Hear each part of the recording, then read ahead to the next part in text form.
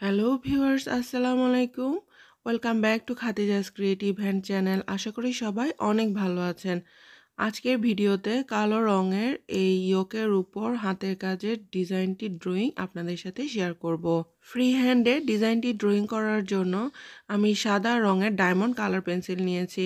তো সাদা রঙের কাপড়ের মধ্যে এই ডায়মন্ড কালার পেন্সিলগুলোর কিন্তু খুব ভালোভাবে ফুটে ওঠে।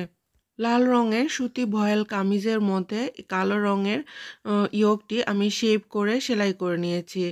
আর ডায়মন্ড কালার পেন্সিল দিয়ে ডিজাইনটি ড্রয়িং করার আগে হালকাভাবে পেন্সিল দিয়ে ডিজাইনটি আমি কিন্তু একটু ড্রয়িং করে নিয়েছিলাম একটা আইডিয়া নেওয়ার জন্য। যেহেতু আমি ফ্রি হ্যান্ডের ডিজাইন এতটা ড্রয়িং ভালো পারি না, সেজন্য পেন্সিল দিয়ে একটু ড্রয়িং করে নিয়েছিলাম।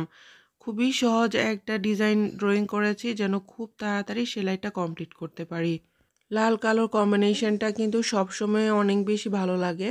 তো এই কালো রঙের কাপড়ের মধ্যে আমি লাল রঙের সুতা দিয়ে হাতের কাজ করব, সাথে গোল্ডেন কালার লাচি সুতা দিয়েও সেলাই করে নিব। এই ইয়োকের ডিজাইনটির সেলাই অল্প অল্প করে আমি ছোট শর্টস ভিডিওতে শেয়ার করেছি। তো ইনশাল্লাহ খুব তাড়াতাড়ি বড় ভিডিওতেও শেয়ার করে দিব। তো ড্রয়িং যেমনই হোক, সেলাই করার সময় কিন্তু আমি খুব সুন্দরভাবে ডিজাইনটি সেলাই করে নিব। ডায়মন্ড কালার পেন্সিল দিয়ে ডিজাইন এঁকে নেওয়ার পর বেশি হাত দিয়ে ধরলে বা লং টাইম যদি সেলাইয়ের পিছনে লেগে যায় তাহলে কিন্তু কালারটা উঠে যায়। তাই ডিজাইন ড্রয়িং করে নেওয়ার পর খুব তাড়াতাড়ি ডিজাইনটি সেলাই করে নিতে হবে।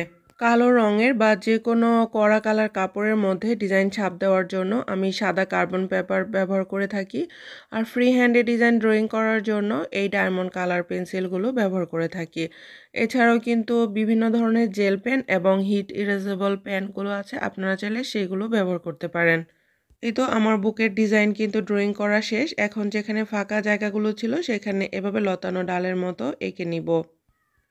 তো ভিউয়ার্স, আমার ডিজাইনটি ড্রয়িং করা কিন্তু কমপ্লিট। দেখতেই পাচ্ছেন খুব সুন্দর কিন্তু একটা ইউনিক একটা ডিজাইন। তো খুব তাড়াতাড়ি এই ডিজাইনটির সেলাই আপনাদের সাথে শেয়ার করব। আল্লাহ হাফেজ।